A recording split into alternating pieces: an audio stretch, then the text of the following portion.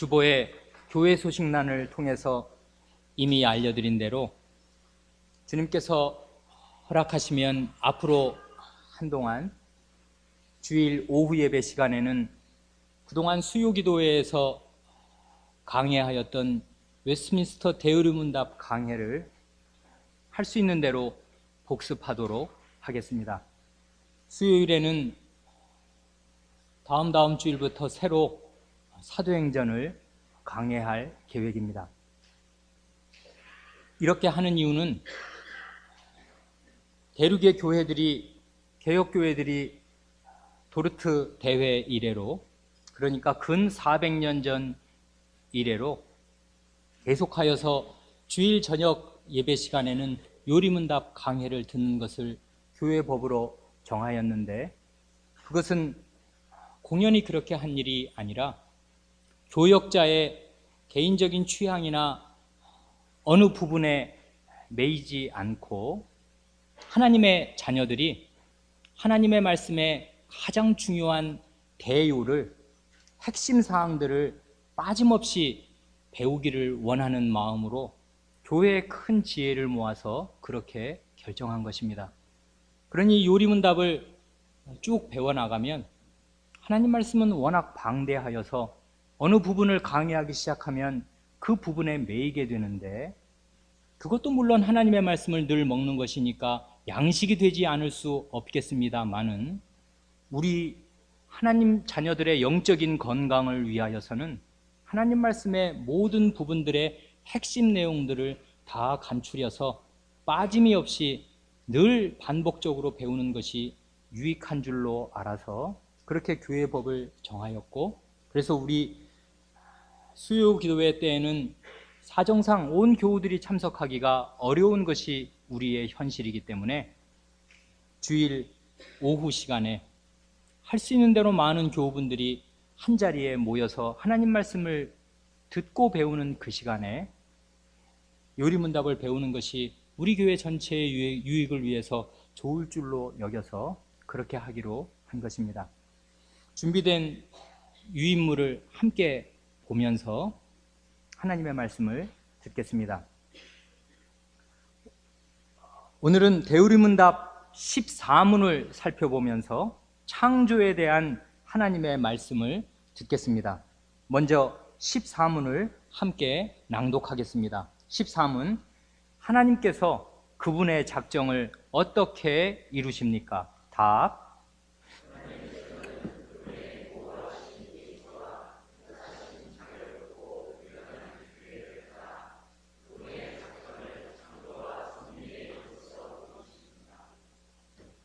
(14문에서는) 하나님께서 하나님의 작정을 창조와 섭리의 일로서 이루신다고 고백합니다. 그리고 이어서 15, 16, 17문에서는 창조에 대해서 고백하고 가르치며 18, 19, 20문에서는 섭리에 대해서 고백합니다. 이 시간에는 하나님의 창조에 대해서 가르치는 하나님의 말씀을 두 군데만 살펴보겠습니다. 하나님의 창조는 우리의 상상을 초월하는 참으로 거대한 일입니다. 창조는 우리가 그 깊이와 능력을 이루다 헤아릴 수가 없는 신비 중에 신비입니다. 창조에 대해서 가르치는 말씀들도 뜻이 깊고 심오합니다. 또한 창조를 가르치는 그 말씀들이 어떤 맥락에서, 어떤 배경에서 하나님의 창조를 언급하고 있는가 하는 점을 잘 살피는 것이 중요합니다. 그렇게 할 때 하나님의 창조를 오늘의 우리와 멀리 떨어진 머나먼 태초의 일로만 생각하지 않게 될 것입니다. 먼저 오늘 본문으로 읽은 이사야 40장의 가르침을 잠시 살펴보겠습니다. 이사야서는 모두 66장이지요. 크게 두 부분으로 나눌 수 있습니다. 먼저 1장부터 39장까지 39개 장에서는 대체로 언약 백성의 배약과 범죄, 배약이란 언약을 배반하는 게 배약이지요. 언약을 배반하는 그 범죄, 그리고 그에 대한 하나님의 징계와 심판을 이야기하고 있습니다. 그리고 나머지가 27장이잖아요. 곧 40장부터 마지막 66장까지에서는 대체로 하나님의 구원과 회복을 예언하고 있습니다. 그러니까 앞에는 징계와 심판이고 뒤에는 구원과 회복입니다. 물론 이것은 대략적인 내용이 그렇다는 것일 뿐입니다. 자세히 살펴보면 이 전반부에도 구원과 회복에 대한 말씀이 나오고 후반부에도 징계와 심판에 대한 말씀이 나옵니다. 먼저 이사야서의 앞부분 39개 장의 내용을 간략하게 말씀드리겠습니다. 하나님의 백성이 소돔과 고모라 사람들처럼 악하게 되었습니다. 하나님을 버리고 소홀하게 여기며 멀리하였습니다. 소는 그 임자를 알고 나귀는 주인의 구유를 알건만은 이스라엘 백성은 그 마음의 상태가 짐승만도 못하게 되었습니다. 자기 주인을 몰라보는 거지요. 그래서 자기 백성을 자식처럼 양육하여 오신 하나님을 알지 못하고 거역하였습니다. 자식으로 비유하자면 페루나가 되었고, 성경이 말하는 대로 부녀자로 비유하자면 정조 있는 부인이 아니라 창녀처럼 되었습니다. 이러한 종교적인 불경건이 사회적인 불의를 무수히 낳았습니다. 명색이 하나님의 나라인 그 사회 안에 뇌물수수와 부정부패와 빈부격차와 약육강식의 불의와 악행이 가득하였습니다. 이처럼 하나님에 대한 불경건과 사람에 대한 불의는 늘 붙어 있는 것이고 함께 가는 것입니다. 그래서 우리 주님께서도 불의한 재판관의 비유를 누가복음 18장에서 말씀하시면서 먼저 하나님을 두려워 아니하고 불경건이죠. 사람을 무시하는 불이죠. 한 재판관이 있는데 라고 말씀하셨습니다. 하나님을 두려워하지 않는 것과 사람을 무시하는 것을 붙여서 말씀하신 것입니다. 또한 바울 사도도 로마서에서 모든 사람이 죄 아래 있음을 설파할 때에 불경건과 불의를 함께 묶어서 말하였습니다. 로마서 1장 18절. 하나님의 진노가, 여기는 불의가 먼저 나오죠. 불의로 진리를 막는 사람들의 모든 경건치 않음과 불경건과 불의에 대하여 하늘로조차 나타나나니, 모든 불의의 뿌리는 하나님에 대한 불경건에 있습니다. 마찬가지로 모든 이웃사랑의 참된 근원은 하나님을 사랑하는 데에 있습니다. 내가 이웃을 참되게 사랑하지 못하는 근원적인 이유는 하나님을 참되게 사랑하고 있지 않기 때문입니다. 사람을 함부로 대하는 이유는 참된 경건, 곧 매사에 하나님을 존경하면서 두려워하는 그 경외심이 없거나 부족하기 때문입니다.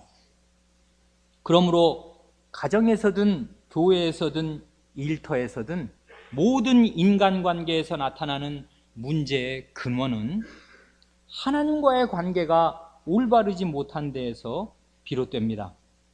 이처럼 불경건과 불의, 그리고 하나님 사랑과 이웃 사랑은 동전의 양면처럼 붙어 있습니다. 한편 예언자 이사야 시대의 유다 사회에서 주목할 만한 특징이 또 하나 있습니다. 그것은 불경건과 불의가 가득하였던 그 사회에 하나님에 대한 종교적인 행위도 무성하였다는 사실입니다. 그 사람들은 하나님께 열심히 제사를 드렸고 기도를 많이 하였습니다. 무수한 제물을 바쳤으니 말하자면 헌금도 많이 한 것입니다. 그런데 하나님께서는 그 사람들이 드리는 그 많은 예배와 기도와 헌금을 받지 않으시면서 신물이 난다고 하셨습니다. 경건한 마음과 생활이 뒷받침되지 않은 예배와 기도와 헌금은 헛수고일 뿐입니다. 하나님께서는 유다 백성을 부지런히 아끼셔서 부지런히 예언자들을 보내서 그 백성이 알아들을 만하게 다 이루고 또 다 이루셨습니다. 그러나 아무 소용이 없었습니다. 하나님을 의지하는 대신에 강대국인 아수르를 의지하여서 약소국인 자기 나라를 유지하여 보려고 애를 썼습니다. 그게 임마누엘에 관한 7, 8장의 주제 아니었습니까? 심지어 북이스라엘이 아수르의 손에 멸망당하는 것을 눈으로 보면서도 그 후에도 백수십 년 동안 참되게 회개하지를 않았습니다. 그래서 마침내 하나님께서 하나님의 백성을 바벨론의 손에 넘기셨습니다. 나라가 망하고 성전이 불탔습니다. 쓸만한 사람들은 모두 포로로 붙잡혀서 멀리 떨어진 남의 나라에 가서 노예살이를 하게 되었습니다. 그렇게 장장 70년을 살게 하셨습니다. 2세대 이상이 지난 거지요. 여기까지가 1장부터 30장의 대체적인 39장의 대체적인 개요입니다. 그 다음에 이 이사야 40장은 바벨론 포로 상태에 있는 유다 백성에게, 포로지요 지금, 구원과 회복을 약속하시는 말씀입니다. 40장은 너희는 위로하라, 내 백성을 위로하라 하는 말씀으로 시작합니다.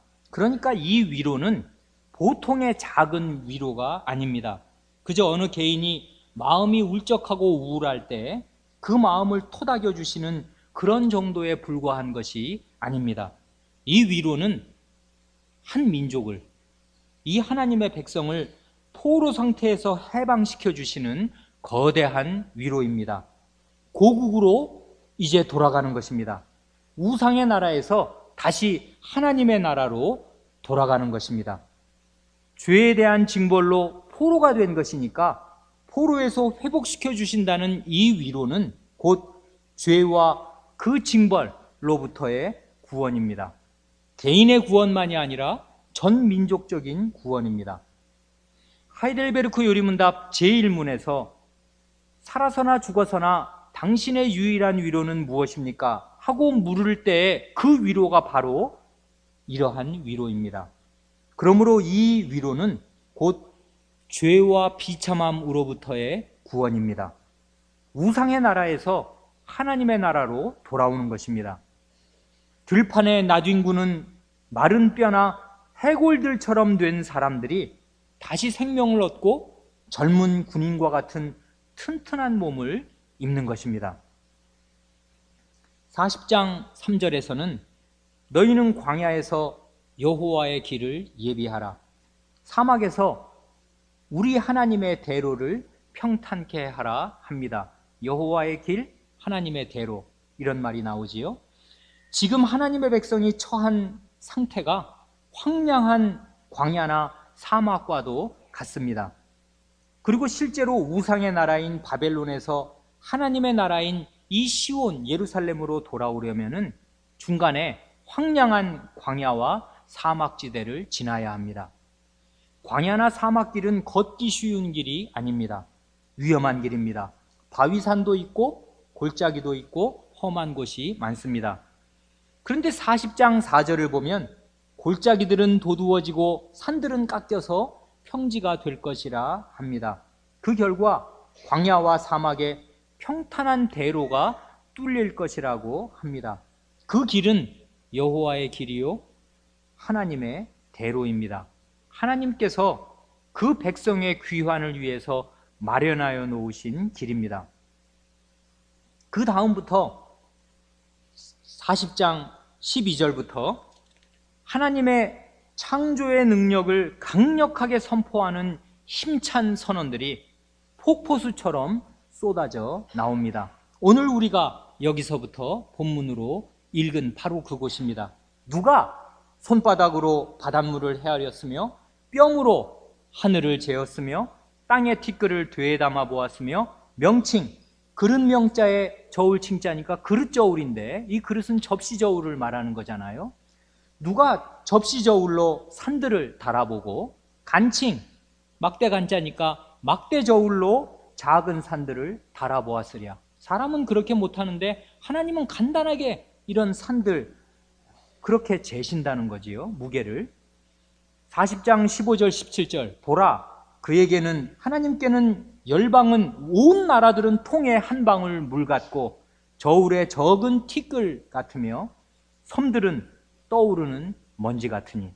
17절 그 앞에는 모든 열방이 아무것도 아니라 그는 그들을 없는 것 같이 빈 것 같이 여기시느니라. 이 창조의 말씀에 대해서는 조금 뒤에 다시 말씀드리겠습니다.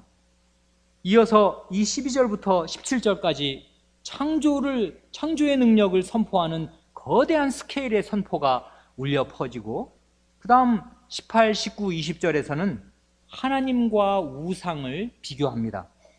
비교의 요지는 하나님과 우상은 도무지 비교할 수가 없다는 것입니다.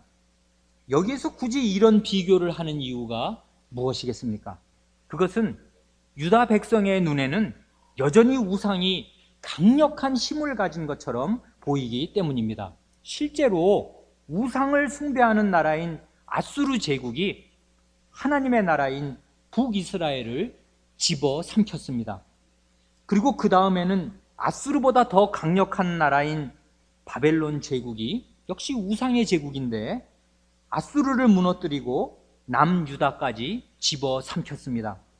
겉으로 보기에는 우상의 나라가 하나님의 나라를 무너뜨린 것입니다.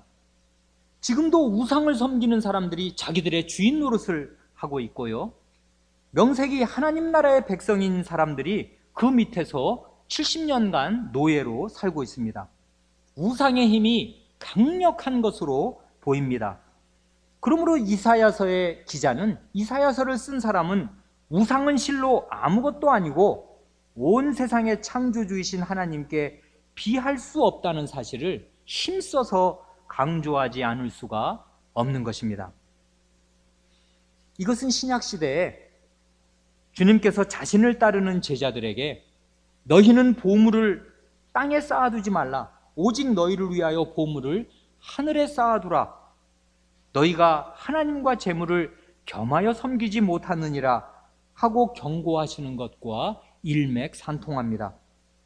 주님께서는 친제자들이 먹고 살 염려에 빠진 나머지 세상에서 고생하지 않고 편안하게 살려면 돈이 있어야 한다 하고 생각하고 어떻게든지 돈을 버는 데에 마음을 다 쏟게 되지 않도록 경고하시는 것입니다. 과연 하나님은 멀리 계시고 현실에서는 내게 별 힘이 안 되는 분으로 보이는 반면에 돈은 아주 가깝고 현실적인 힘을 지닌 것처럼 보이는 그런 세상에서 우리가 지금 살고 있습니다. 그러므로 이사야서 40장 18절은 돈만 있으면 무엇이든지 다 되고 돈만 많이 있으면 걱정 근심이 없이 안심하고 살 수 있을 것처럼 생각하기가 쉬운 우리에게 너희가 하나님을 돈과 비길 수가 있겠느냐? 사람이 찍어내는 돈과 하나님 중에서 누가 궁극적으로 너희의 안전을 보장할 수 있겠느냐 하고 묻는 것과 마찬가지입니다. 그리고 다시 이제 18, 19, 20절이 우상과 하나님을 비교하는 것이고, 다시 21절로 26절에서는 하나님의 창조의 능력을 선언합니다. 22절 하반절, 그가 하늘을 차일같이 펴셨으며 거할 천막같이 베푸셨고, 이 표현이 고대인들에게는 대단히 생생한 표현이지요. 26절, 너희는 눈을 높이 들어 누가 이 모든 것을 창조하였나 보라.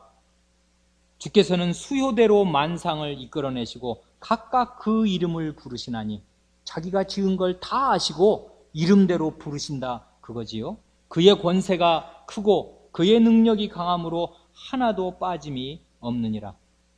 특히 이 부분에서 21절로 26절까지에서는 우리가 잠깐 아까 보았는데 창조주 하나님과 땅에 있는 실력자들을 비교합니다.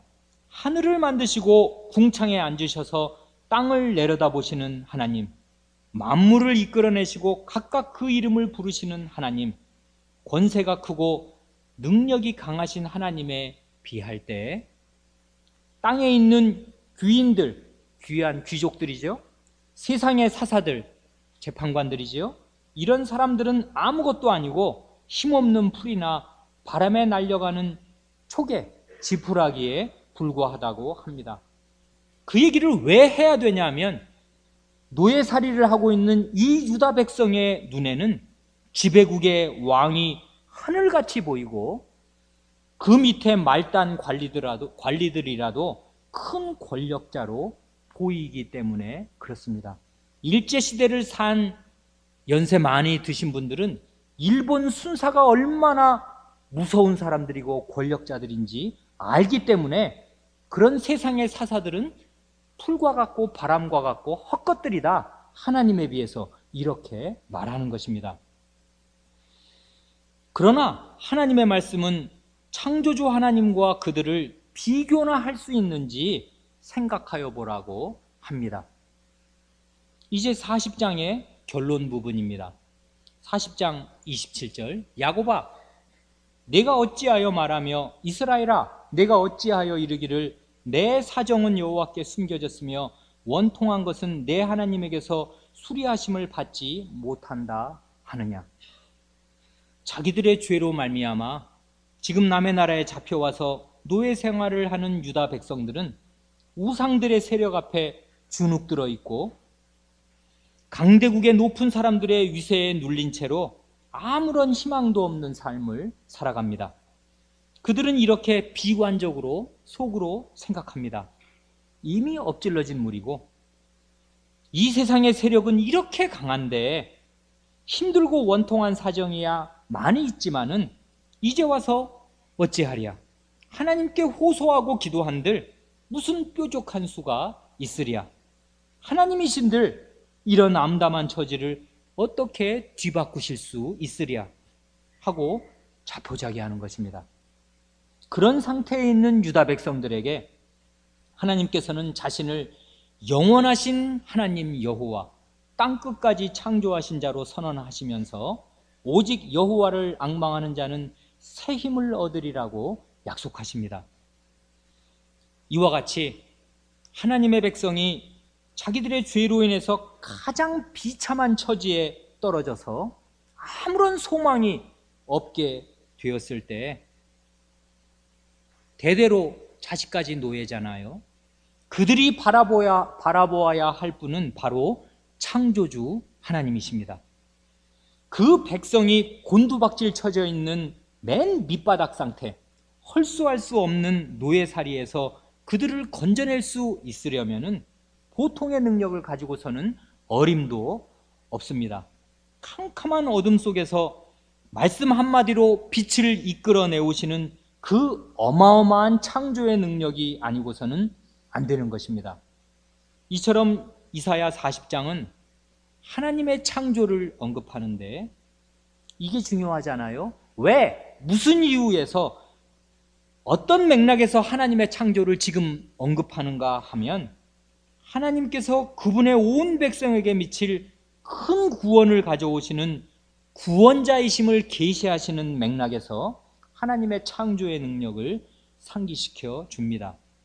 이렇게 창조의 능력이 구원을 뒷받침합니다. 구원을 재창조라고 한다면은 이렇게 창조와 재창조는 함께 가는 것입니다.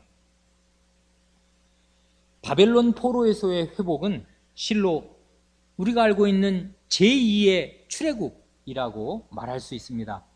강력한 우상의 제국인 애굽과 바벨론에서 노예살이를 하고 있는 그 백성을 해방시키셔서 하나님의 나라로 인도하여 들이실 때 하나님께서는 창조주로서의 능력을 10분 발휘하셨습니다.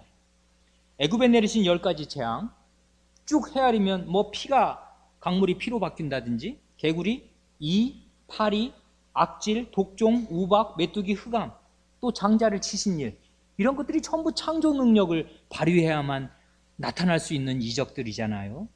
그런 10가지 재앙이나 홍해를 가르시면서 그 백성을 구원하신 사건은 다 자연 만물을 다스리시는 창조주의 능력을 보여주신 사건들입니다. 이처럼 하나님의 창조와 하나님의 구원은 밀접하게 연결되어 있습니다. 하나님께서는 그 백성을 구원하실 때 창조의 능력을 발휘하시는 것입니다. 역으로 생각하면 사람의 구원은 결코 간단하거나 쉬운 일이 아닙니다. 죄인을 한 사람 구원하는 데에도 무한한 창조의 능력이 요구되는 것입니다.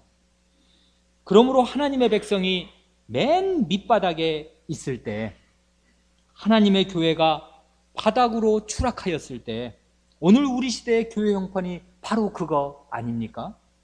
그럴 때 우리가 잊지 말고 꼭 기억하여야 할 사실은 우리의 하나님께서는 어떤 분이신가? 하나님께서는 어떤 능력으로 세상을 창조하시고 유지하시는가 하는 사실입니다. 그러니까 하나님의 창조는 추상적인 교리가 아니고 머나먼 태초에 한 번 일어났던 일로 끝나고 마는 것이 아닙니다. 태초에 천지를 창조하신 하나님께서는 어제나 오늘이나 영원토록 동일하신 분입니다. 그래서 창조주 하나님께서는 역사의 구비구비에서 죄와 비참함의 나락에 떨어져 있는 하나님의 백성을 한 사람 한 사람 구원하여 내실 때마다 천지를 창조하셨을 때와 똑같은 그 무한한 능력을 발휘하시는 것입니다. 그러므로 창조주이신 여호와 하나님을 앙망하는 사람, 간곡히 기다리는 사람은 맨 밑바닥에서도 새 힘을 얻을 것입니다. 이사야서 40장에서 우리는 하나님의 백성 전체가, 온 이스라엘이 자기들의 죄와 그 죄에 대한 징벌로 인해서 절망의 나락에 떨어져 있을 때 창조의 교리가 그 절망을 딛고 일어설 든든한 발판이 되는 것을 봅니다. 그렇지만은 하나님의 창조의 능력은 하나님의 백성 전체가 회복되는 그런 큰 일에만 필요한 것이 아닙니다.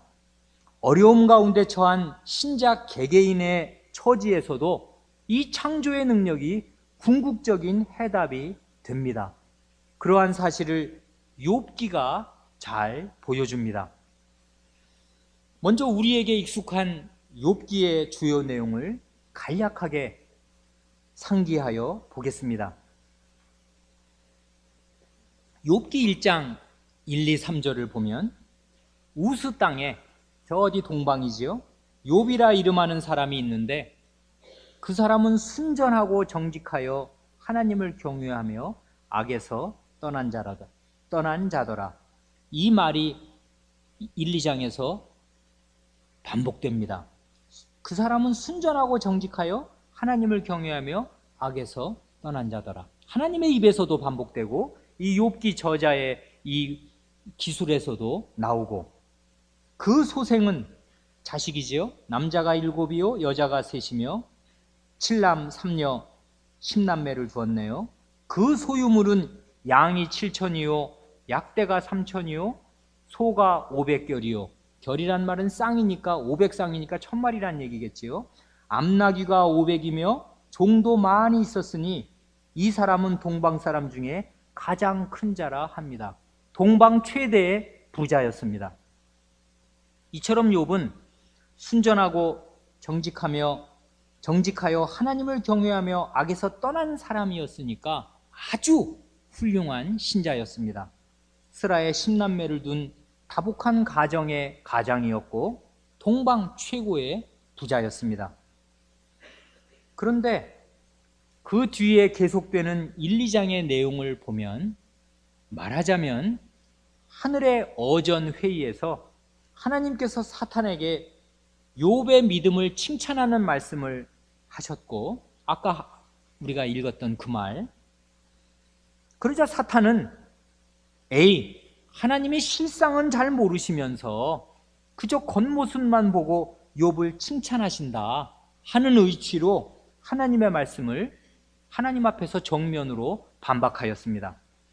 만에 하나라도 이 사탄의 말이 옳다면은 욥을 칭찬하신 하나님의 판단과 하나님의 말씀은 땅에 떨어지게 될 것입니다.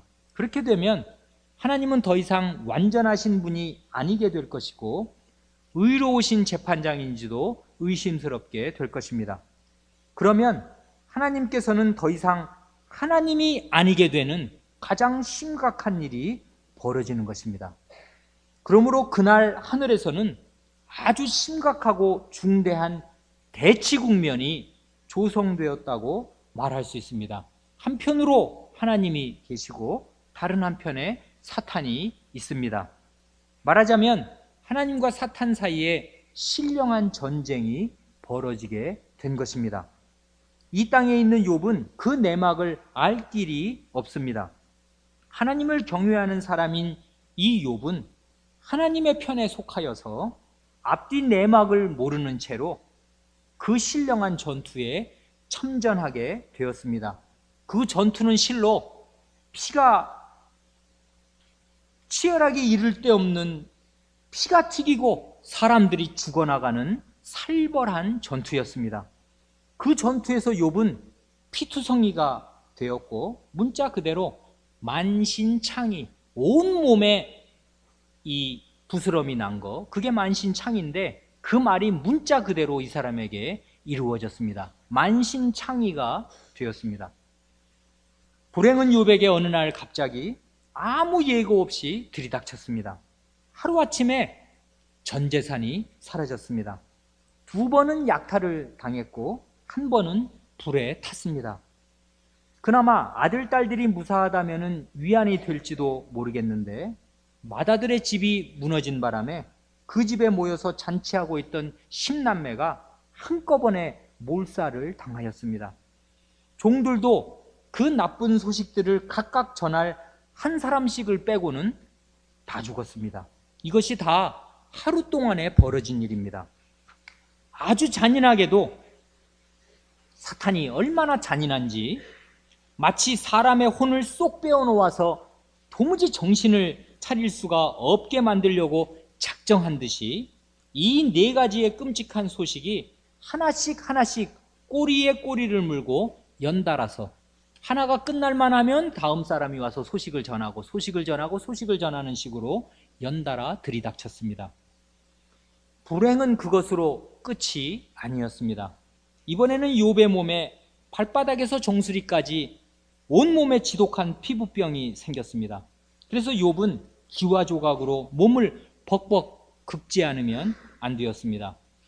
욥의 처지가 이 지경에 이르자 참다 못하여서 이제는 그의 아내마저 등을 돌렸습니다.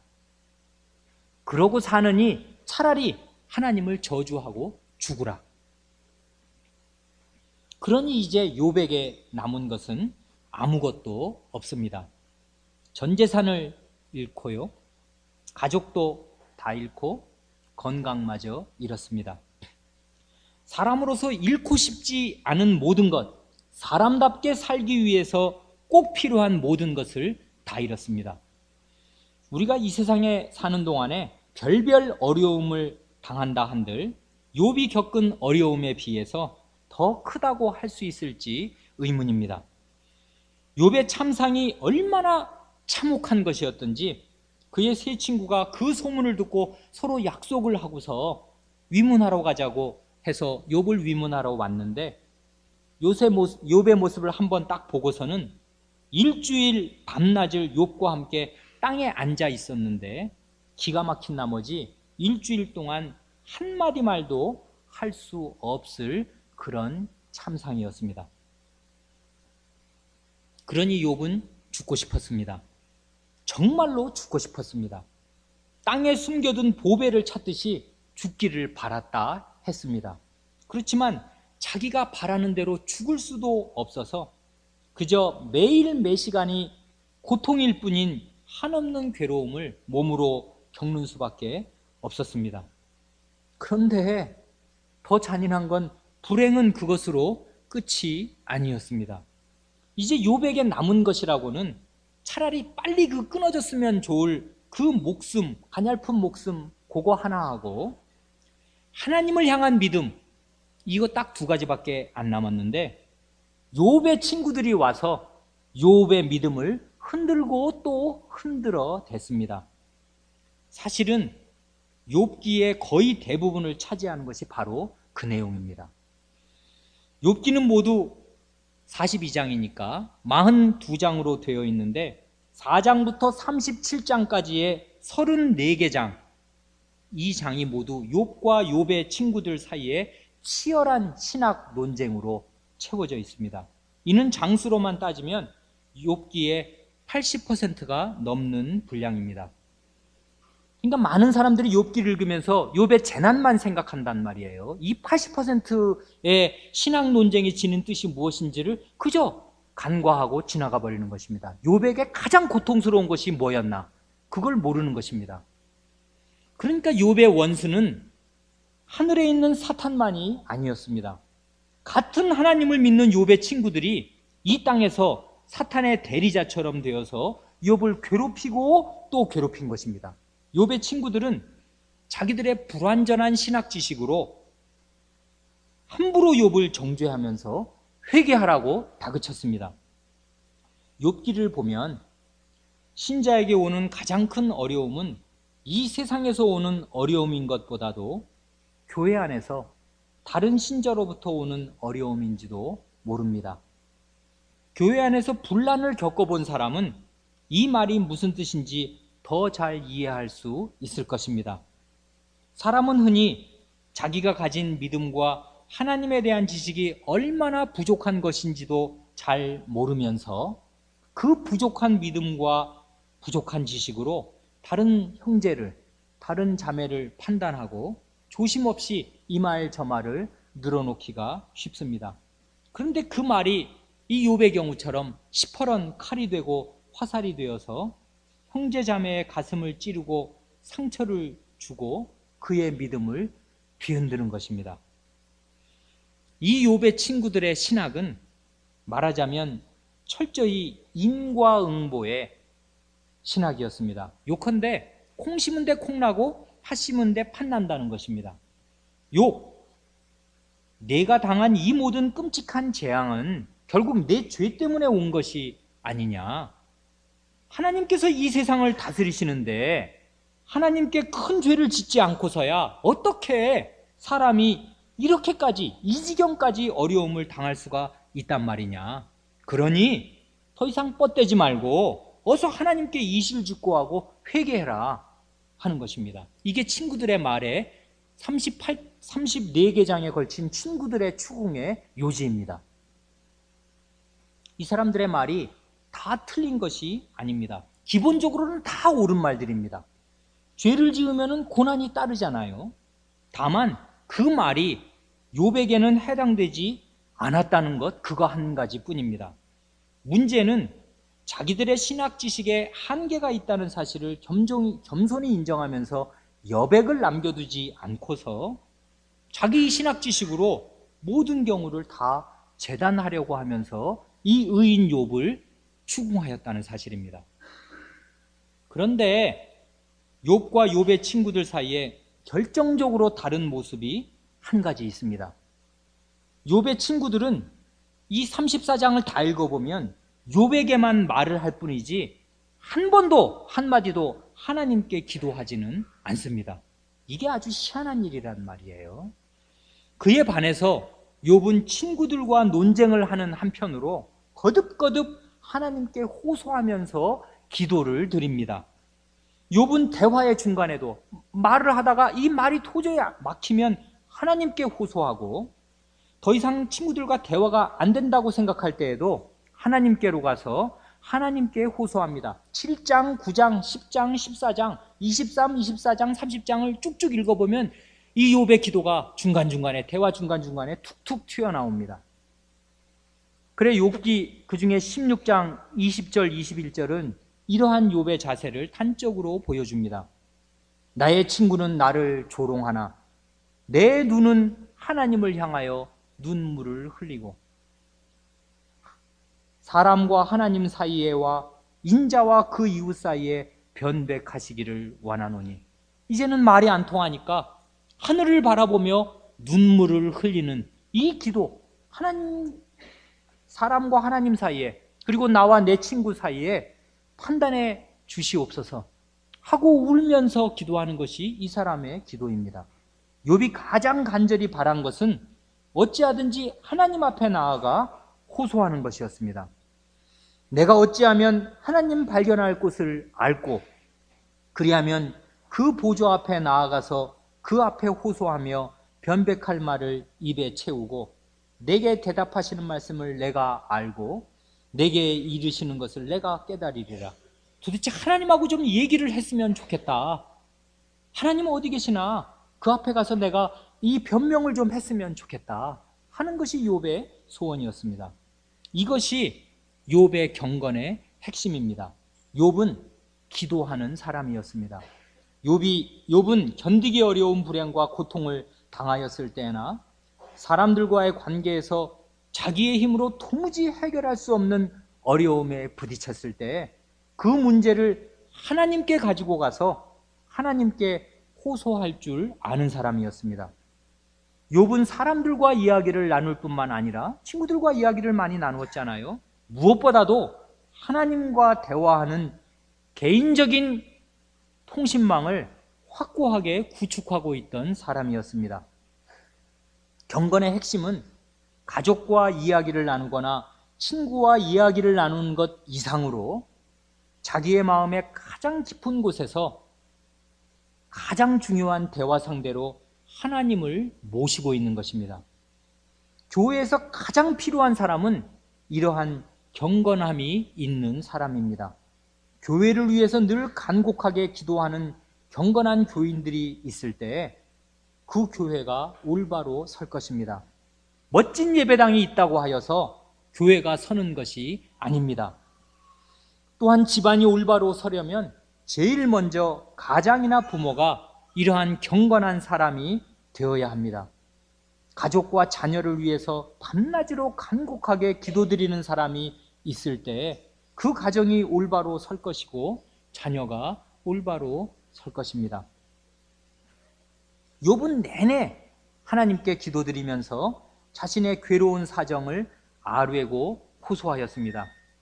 도무지 이유를 알 수 없는 채로 욥이야 모르잖아요. 자기가 왜 지금 이런 고통을 당해야만 되는지, 내가 모르는 채로 이런 큰 고통을 당하고 있으니 이것이 어찌 된 일이냐 하고 호소하기도 하고, 차라리 목숨을 거두어 달라고 제발 좀 죽여주시라고 애원하기도 합니다. 원망의 마음을 숨김없이 아뢰기도 하고, 아무리 호소하여도 왜 일절 대답이 없으시냐고 하나님께 불평하기도 하였습니다. 그런 욥에게 드디어 하나님께서 자신을 나타내 보이셨습니다. 그 내용이 마지막 이 38장, 39장, 40장, 41장의 넉 장에 걸쳐서 기록되어 있습니다.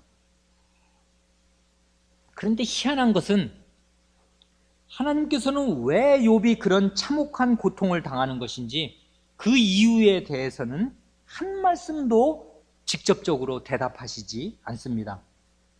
지금 대답이 필요하거든요. 내가 왜 이 고통을 당해야 되는데요? 죄가 없는데도. 그런데 하나님은 아무 말씀 안 하시고 오히려 욥에게 대답하여 보라고 쉴 새 없이 질문을 던지십니다. 거꾸로 됐지요? 누가 묻고 누가 대답하는지가 거꾸로 됐거든요. 넉 장에 걸쳐서 무려 70개도 더 되는 하나님의 질문이 폭포수처럼 연이어 욥에게 쏟아집니다. 이 넉 장의 이 38장부터 이 41장의 이 절수를 합치면 모두 129절인데 그 가운데 질문이 70여 개나 됩니다. 그러니까 거의 다 질문으로 채워져 있는 셈입니다. 그 질문의 내용은 거의 모두가 신비하게도 하나님의 창조의 능력에 대한 것입니다. 예를 들어 38장 4절, 내가 땅의 기초를 놓을 때 너 어디 있었냐? 내가 깨달아 알았거든 말할지니라. 38장 18절, 땅의 넓이를 내가 측량하였느냐? 다 알거든 말해봐라. 38장 16절, 내가 바다 근원에 들어갔었느냐? 깊은 물밑으로 걸어 다녔었느냐? 지금 땅, 바다 그 다음에 38장 22절, 내가 눈 곳간에 들어갔었느냐? 우박 창고를 보았느냐? 하늘에서 지금 있는 현상들을 얘기하시는 거죠. 25절로 27절, 누가 폭우를 위하여 길을 내었으며 우레의 번갯길을 내었으며 사람 없는 땅에 사람 없는 광야에 비를 내리고 연한 풀이 나게 하였느냐? 41절, 까마귀 새끼가 하나님을 향하여 부르짖으며 먹을 것이 없어서 오락가락 할 때에 그것을 위하여 먹을 것을 예배하는 자가 누구냐? 까마귀 새끼 얘기를 지금 뜬금없이 하시잖아요. 39장 1절로 가면 산염소가 새끼 치는 때를 내가 아느냐? 알게 뭐예요?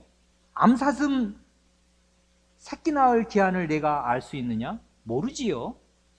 39장 5절, 누가 들나귀를 놓아 자유하게 하였느냐? 19절, 말의 힘을 내가 주었느냐? 그 말의 그 강력한 힘, 그거 어디서 나오는지 네가 그걸 준 거냐? 그리고 40장 후반부에서는 하마에 대해서 자세히 말씀하시고 41장에서는 내가 악어의 지체에, 악어의 몸뚱아리에 큰 힘과 훌륭한 구조에 대하여 잠잠치 아니하리라 하시면서 이 41장 한 장 전체에 걸쳐서 악어에 대해서 자세히 말씀하십니다. 아니, 이게 무슨 동물의 왕국이나 내셔널 지오그래피 프로그램도 아닌데 하나님께서 욥에게 왜 이런 말씀들을 하시는 것입니까? 욥은 지금 한가하게 동물의 왕국 이야기를 들을 형편이 아니잖아요. 애들이 다 죽었고 온 집안이 다 절단이 났고 아내도 그렇게 되었고 자기 몸이 이런데 지금 왜 이런 말씀을 하시는 것입니까? 욥은 지금 한가하게 동물의 왕국 이야기를 들을 형편이 아닌데 왜 이런 이야기를 하시는 것입니까? 그런데 더 놀라운 사실은 이러한 하나님의 말씀이 욥에게는 충분한 대답이 되었다는 사실입니다. 저 태초의 창조에 관한 하나님의 말씀이 어떻게 오늘 자기가 겪고 있는 이 극심한 고통에 대한 대답이 되었겠습니까? 욥은 하나님의 폭포수 같은 질문과 말씀을 들으면서 70번의 질문과 129절에 걸친 그 쏟아지는 말씀을 들으면서 하나님의 창조의 능력이 하늘과 땅과 바다의 모든 구석구석에 하나도 빠진 데가 없이 풀 한 포기에 미치지 않는 곳이 없이 물이 바다를 덮음과 같이 미치는 사실을 깨닫게 될 때 자기의 모든 고통이 하나님께서 모르시는 가운데 일어난 것이 아님을 확실히 알게 되었습니다. 하나님께서는 까마귀 새끼가, 아까 까마귀 새끼 얘기하셨는데 그게 뜬금없는 이야기가 아니라 까마귀 새끼가 배가 고파서 오락가락할 때에 먹을 것을 준비하여 주시는 분일진데 하물며 그런 미물보다도 훨씬 더 귀한 내가 이 고생을 하면서 아파 죽을 지경이라고 고통하며 부르짖을 때 그것을 모른 척 하시는 분이 아니라는 사실을 분명히 깨닫게 되었습니다. 내가 당한 일을 하나도 모르시지 않고 손바닥 보듯이 환히 다 아시면서도 이처럼 모진 고통을 겪게 하실 때에는 그만한 이유가 있어서 그렇게 하시는 것이로구나. 비록 나는 그 이유를 다 알 수가 없지만은 이처럼 능력과 사랑이 많으신 하나님께서는 다 아시고 내게 허락하신 것이 틀림없으니 그러면 됐다 하고서 하나님을 충분히 신뢰할 수 있게 된 것입니다. 하나님께서 하마에 대해서 자세히 말씀하시면서 40장 15절 내가 너를 지은 것 같이 그것도 하마도 지었느니라 하시는 말씀을 들을 때 아니 하마를 저렇게 구석구석 그 신체 구조를 저렇게 잘 꿰고 계시는 하나님이시니 나를 모르실 리가 없고 나의 형편을 모르실 리가 없다. 그리고 이 모든 일이 저 하나님의 주권과 섭리 아래에서 일어난 일이다 하는 확신을 가지게 되었습니다. 하나님의 말씀을 이러한 말씀을 듣기 전에는 욥이 답답해서 하나님께 왜 대답을 안 해주십니까? 부르짖어도 왜 침묵하십니까? 하고 재촉하였습니다. 그런데 하나님께서 속사포처럼 수십 개의 질문을 쉴 틈도 없이 쏟아내시는 것을 보니까 그동안 정말로 답답하셨던 쪽은 욥이 아니라 하나님이셨음을 알게 됩니다. 여기에서 우리는 하나님의 창조의 능력을 선언하시는 이사야 40장의 말씀들이 왜 거의 모두 질문으로 되어 있는지 알게 됩니다. 하나님의 거듭되는 질문은 사실상 이렇게 이스라엘 백성들에게 되물으시는 것입니다. 아니, 너희가 나를 그렇게도 모른단 말이냐? 이 천지 만물을 내가 다 지었고 만 가지도 더 되는 저 모든 것들이 하나하나 다 내가 어떤 존재인가를 큰 소리로 알려주고 있지 않으냐? 하늘을 보고 땅을 보고 바다를 보고 비와 천둥 번개를 보고 풀을 보고 하마를 보고 타조를 보고 악어를 보면서도 정녕 내가 어떤 존재인지 모른단 말이냐? 너는 눈도 없냐? 그것을 몰라서 그렇게 죽을 상을 하고 있단 말이냐? 하고 물으시는 것입니다. 그래서 욥에 대한 하나님의 첫 말씀이 38장이 어떻게 시작하는가 하면 무지한 말로 이치를 어둡게 하는 자가 누구냐 하는 것이었습니다. 책망으로 시작합니다. 하나님의 질문이.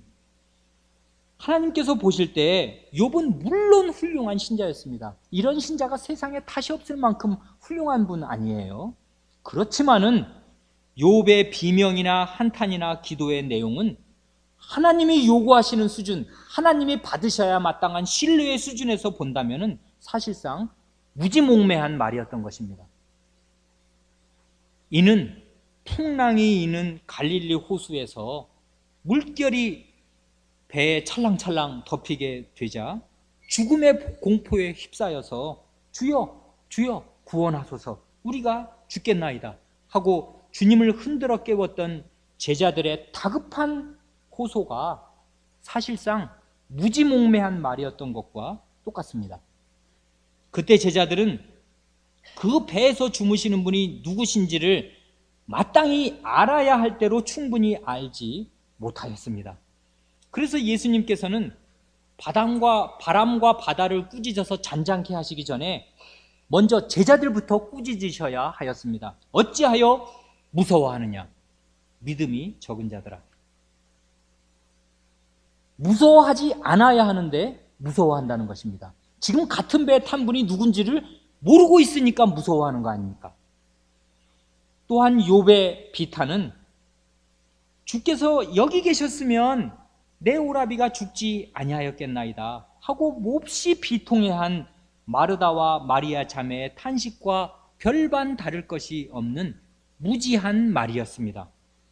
그러나 실상을 말하자면은 마리아 자매들은 비탄에 빠져 있을지 몰라도 예수님께서는 나사로가 죽어서 그 자매가 극심한 심적 고통을 받고 슬피 울 것을 다 아시면서도 하나님의 영광과 자신의 영광을 나타내시기 위해서 나사로가 병들었다는 소식을 들으시고도 일부러 그 계시던 곳에 이틀을 더 머무신 것입니다. 말하자면은 나사로의 목숨이 실제로 끊어지고 시신이 부패하기 시작하여서 사람들의 눈에 다시는 살아날 가망성이 없게 된 것처럼 보이게 될 때를 기다리신 것입니다. 그렇게 하여서 주님의 영광을 나타내시는 것이 궁극적으로 그 삼남매와 그 이후에 오고 오는 모든 신자들, 우리를 포함하여서 모든 신자들에게 구원과 복이 될 것을 아셨기 때문입니다. 사실은 그 전에 욥이 하나님께서 창조주이신 사실을 몰랐던 것이 아니었습니다. 하나님의 창조를 모르는 사람은 신자라고 할 수가 없을 것입니다. 그래 실제로 욥기 9장 앞부분이잖아요. 욥기 9장 8절 10절을 보면 욥이 말하기를 그가 홀로 하늘을 펴시며 바다 물결을 밟으시며 북두성과 삼성과 묘성과 남방의 미시를 만드셨으며 별들을 지으셨다 그 얘기 하잖아요. 측량할 수 없는 큰 일을 셀 수 없는 기이한 일을 행하시느니라 합니다. 친구들에게는 하나님의 창조를 잘도 설교합니다. 욥은 하나님께서 하늘과 바다와 별들을 만드신 분임을 믿고 있었습니다. 그렇게 하나님의 창조를 알고 있었지만은 그 지식은 막상 자기의 전 재산과 아이들의 목숨과 자기의 건강이 사라지는 참변 앞에서는 아무런 힘도 발휘하지 못하는 공허한 지식이었습니다. 창조의 교리가 그런 위기에서는 별 소용이 없었습니다. 도움이 안 되었습니다. 그러므로 욥은 하나님의 창조가 무엇을 의미하는지 다시금 배울 필요가 있었습니다. 자신이 겪고 있는 이 참혹한 재난의 한복판에서 하나님의 창조가 무슨 현실적인 힘을 지니는 것인지를 다시금 처음부터 새롭게 배울 필요가 있었던 것입니다. 하나님의 계시의 말씀으로 창조의 능력을 새롭게 깨우치게 되었을 때 욥은 이렇게 고백합니다. 내가 전에는 주께 대하여 귀로 듣기만 하였사오니 이제는 눈으로 주를 배움나이다. 백문이 불여일견이라는 말이 바로 그 말입니다. 하나님의 창조를 새롭게 깨우치게 되었을 때 장님 눈 뜨듯이 모든 것이 새로워졌습니다. 그 결과 자신이 당한 모든 문제에 대한 궁극적인 해답을 얻게 되었습니다. 이게 중요한 거 아니에요? 이렇게 창조를 알아야 창조의 교리를 안다고 하는 거지. 어린아이들이 초학문답 외우듯이 누가 이 모든 것을 지으셨습니까? 하나님이 지으셨습니다. 쪼르르 외면 그게 무슨 소용이란 말입니까? 그 지식이, 그 공허한 사변이 무슨 힘 있는 지식이 된단 말입니까? 욥이 눈 뜨듯이 창조주 하나님을 새롭게 배우고 깨닫게 된 결과가 무엇입니까? 이게 중요한데, 첫째로 무엇보다 우선적으로 하나님께서 과연 어떤 분이신가를 전에 없이 분명하게 깨닫게 되었습니다. 하나님의 지혜와 능력과 사랑을 새롭게 알게 되었습니다. 하나님을 눈뜨듯, 장님 눈뜨듯 새롭게, 예전에 알았던 건 전부 귀로 들은 것이라면 이제는 정말 눈으로 봐서 안다, 확실히 안다 하는 만큼 이 창조의 교리를 깨닫게 되었을 때 하나님을 눈뜨듯 새롭게 알게 되었습니다. 둘째로 자신이 당한 고난에 대한 궁극적인 해답을 얻게 되었습니다. 고난의 구체적인 이유, 왜 당하는지는 여전히 몰라요. 그렇지만은 그것이 문제가 되지 않는 마음자리에 이르게 되었습니다. 그러면 해결된 거잖아요. 셋째로, 이게 가장 욥기에서 중요한 점인데, 자기 친구들의 마음을 얻게 되었습니다. 하나님께서 욥의 친구들에게 진노하시면서 명하신 대로 욥은 친구들을 위해서 번제를 드리고 중보 기도를 드리는 제사장의 역할을 하였습니다. 그래서 하나님의 진노가 친구들에게 임하지 않도록 하여 주었습니다. 욥의 이 34개 장에 걸친 주제가 바로 이거거든요. 욥의 친구들이 사탄의 대리자가 되어서 욥을 부당하게 공격한다는 거. 그래서 욥이 한없이 괴롭다는 거. 그런데 그 욥의 친구들이 죽을 지경에 처했거든요. 지금 하나님이 죽이신다는 거예요. 그런데 그 기도를 대신 제사를 누구에게 드리라고 청하라고 하냐면 욥에게 드리라고 해주거든요. 지금 욥에게 가장 고난을 주고 고통을 준 사람이 바로 욥의 친구들인데, 그 욥의 친구들이 하나님 앞에서 죽게 되었을 때 그걸 건져주는 사람이 욥이거든요. 욥이 중보자로 이 사람들의 생명을 건져주는 사람으로 쓰임을 받습니다. 이게 욥의 가장 중요한 주제 중에 하나입니다. 친구들은 욥을 그토록 괴롭혔는데 욥은 그들을 하나님의 진노에서 구원하는 제사장 노릇을 하여 주었습니다. 예수님이 바로 이런 분 아니에요? 하나님께서 하나님을 제대로 깨달아 안 욥을 그런 위치에 두시고 하나님의 제사장으로 쓰신 것입니다. 하나님을 제대로 깨달은 사람은 늘 이렇게 사는 것입니다. 다른 사람을 위해서, 다른 사람의 목숨을 구원하는 사람으로, 다른 사람의 짐을 대신 져주는 사람으로. 근데 그 다른 사람이 자기들을 공격한 사람이었거든요.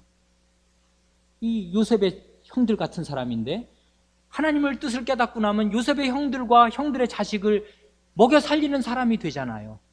깨달은 사람이. 욥이 바로 그런 사람이 되잖아요. 넷째로, 하나님께서 욥의 곤경을 돌이키시고 그전 소유보다 갑절이나 주셨습니다. 이 마지막 사실의 의미에 대해서는 나중에 기회가 있을 때 다시 말씀드리겠습니다. 하나님의 창조는 이런 것입니다. 우리는 때때로 하나님의 창조를 처음부터 ABC부터 다시 배울 필요가 있습니다. 하나님의 창조를 알되 어디까지 알아야 제대로 아는 것인가 하면은 욥과 같은 끔찍한 재난을 당하였을 때에도 하나님의 창조를 믿는 믿음이 그를 든든히 뒷받침하여 주어서 비탄과 절망에 빠지지 않을 만큼 되어야 하나님의 창조를 알았다고 할 수 있을 것입니다. 그리고 자기를 괴롭히는 교회 안의 형제를 위해서 기도를 드리고 그에게 하나님의 복이 임하도록 제사장 역할을 하는 데까지 나아가도록 하는 것입니다. 그러니 태초에 하나님이 천지를 창조하시니라 하시는 창세기 1장 1절의 말씀은 그 얼마나 거대한 능력의 말씀이며 그 얼마나 심오한 말씀인 것입니까? 그 말씀의 위력이 실로 우주보다 크고 그 말씀의 깊이가 실로 바다보다 깊다고 할 것입니다. 이것이 바로 우리 주님께서 자연 만물에서 하나님의 그 자녀들의 현실적인 믿음을 이끌어내시는 방식이었습니다. 주님께서는 들판에 가득한 들꽃을 보실 때 요즘 우리가 맨날 벚꽃이나 목련이며 아름다운 꽃들, 진달래, 개나리를 볼 때 참 아름답다 하고 탄성을 바라는데 그렇게 느끼고만 말 것이 아닙니다. 주님께서는 그 들에 핀 아름다운 백합화가 누구의 능력으로 자라는 것인가를 생각하셨습니다. 오늘 있다가 내일 아궁이에 던져져서 땔감 신세가 되는 저 들풀이나 들꽃의 배후에 얼마나 어마어마한 능력이 그것들을 뒷받침하고 있는가를 생각하신 것입니다. 그러한 사실을 직시하시면서 하물며 너희일까 보냐 믿음이 적은 자들아 하고 제자들을 책망하셨습니다. 주님께서는 공중의 새를 보실 때에도 저 새 한 마리가 날아다닐 때 누가 그것들을 기르시는가를 생각하셨습니다. 그리고 그런 미물인 새들에게 하나님의 사랑과 보호가 미친다면은 새들보다 훨씬 더 귀한 하나님의 친자녀들에게는 얼마나 더한 사랑과 보호가 미치고 있는가를 알고 믿어야 할 것인데 하나님의 자녀들이 그런 믿음에 이르지 못하고 있는 현실을 보시고 안타까워 하신 것입니다. 오늘은 이사야서 40장과 욥기 이 두 군데의 성경만을 들어서 하나님의 창조가 어떤 맥락에서 언급되고 있는가를 잠시 말씀드렸습니다. 그저 하나의 샘플, 표본을 보여드린 셈입니다. 그렇지만 하나님의 말씀은 실로 수많은 곳에서 하나님의 창조를 언급합니다. 많은 시편이 창조의 능력을 노래합니다. 그럴 때마다 우리는 창조가 언급되는 성경 말씀의 전후 문맥을 예의주시하면서 그 말씀이 과연 어떤 맥락에서 지금 왜 하나님이 창조를 언급하고 계시는가 하는지를 곰곰이 생각하여 볼 필요가 있습니다. 그럴 때 우리는 하나님의 창조가 까마득한 옛날에 일어난 과거의 일인 것만이 아니라 오늘의 우리를 이 현실의 징구렁텅이에서 벌떡 일으켜 세우는 살아있는 진리인 사실을 깨닫게 될 것입니다. 함께 기도하겠습니다.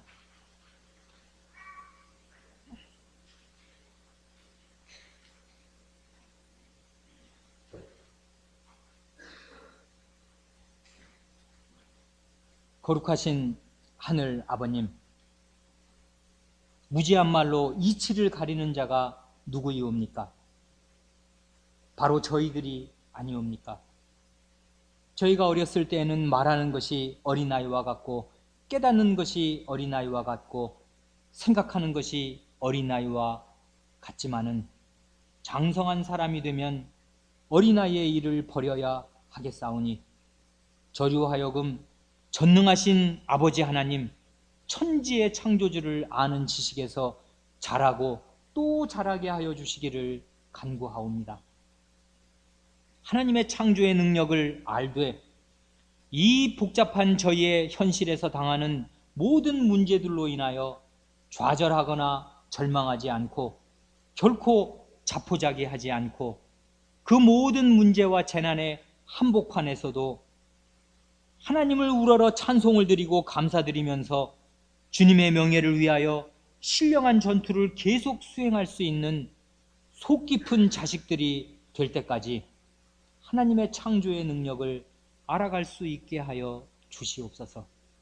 주님, 저희에게 하나님 아버지의 하나님 되심을 더욱 가르쳐 주시옵소서.